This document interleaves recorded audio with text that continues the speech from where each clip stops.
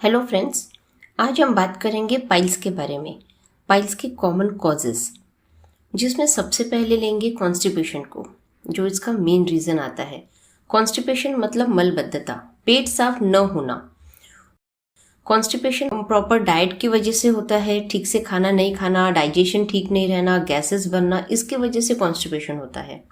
Second thing, long sitting या standing. जैसे long sitting में अभी आजकल बच्चे हैं जो बहुत टाइम तक बैठ के एक जगह पे बैठ के पढ़ाई करते हैं। ड्राइवर लोग हैं जिनको बहुत लॉन्ग ड्राइविंग करना पड़ता है। ऑफिसेस के लोग जो लैपटॉप पे, या आजकल ऑफिस से 16-16 घंटे की ड्यूटीज़ रहती हैं, तो वो भी लॉन्ग सिटिंग में आते हैं। लॉन्ग स्टैंडिंग में अगर देखा जाए तो कंडक्टर, साइट वर्कर्स, ये लोग आते हैं। Then over consumptions of antibiotics और मेडिकेशंस। ऐसे कुछ डिजीज है जैसे डायबिटीज, हाइपरटेंशन, थायराइड, जिसमें लाइफ लॉन्ग मेडिकेशन सजेस्ट किया जाता है। ओवर मेडिकेशन की वजह से भी पाइल्स डेवलप हो रहे हैं। देन फोर्थ नंबर, डायरिया और डिसेंट्री, मतलब लूज मोशन। एक सिंपल लैंग्वेज में देखा जाए तो दिन में बहुत बार जाना, 7-8 बार, 10-12 बार जाना पड़ता है, और अगर ये 3-4 दिन भी डिसेंट्री या डायरिया ट्रीट नहीं होता है तो it can convert into piles.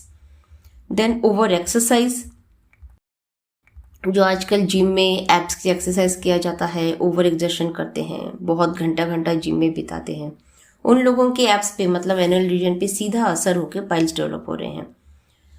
Then 6 number पे मैं लूँगी प्रेगनेंसी को। प्रेगनेंसी में बल्कि यूटेरस होता ही है, पर उसके साथ जो भी आज कम एक्सरसाइज हो गई है, फिजिकल वर्क बहुत कम हो गया लेडीज़ का, उसकी वजह से भी एनल रीजन पे प्रेशर आके पाइल्स डेवलप हो रहे हैं।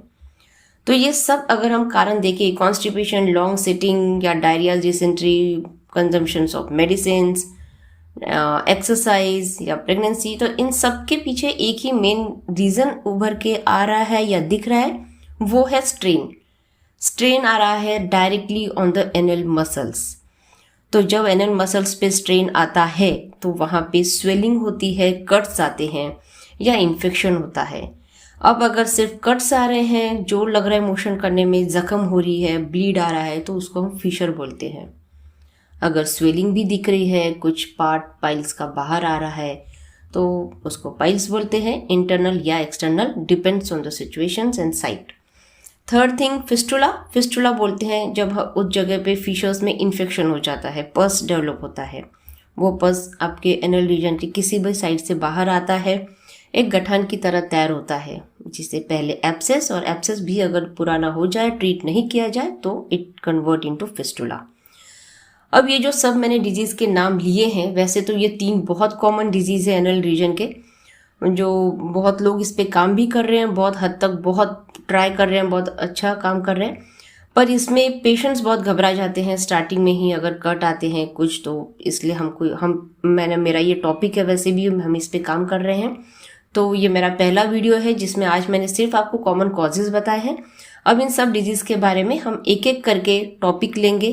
मेरे सारे वीडियोस प्लीज़ ध्यान से देखिए, शायद मैं आपकी मदद कर पाऊँ, और घर पे ही आप कैसे अपने स्टार्टिंग पाइल्स को या कॉन्स्टिपेशन को या कुछ ऐसे जो आपको सिम्टम्स दिख रहे हैं जिससे आप घबरा रहे हो, उससे दूर हो सकते हो। Thank you.